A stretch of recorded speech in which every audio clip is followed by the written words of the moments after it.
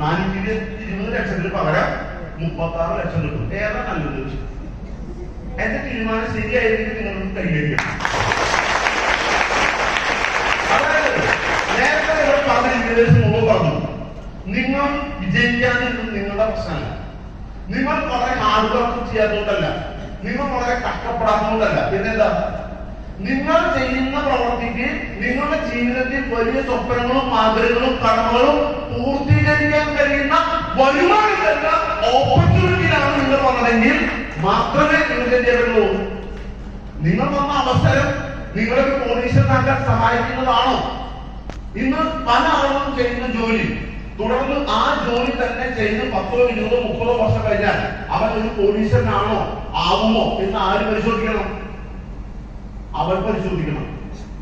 നിലവിലുള്ള വരുമാനത്തിലൂടെ ആ വ്യക്തി 10, 20, 30 വർഷം മുന്നോട്ട് പോയാൽ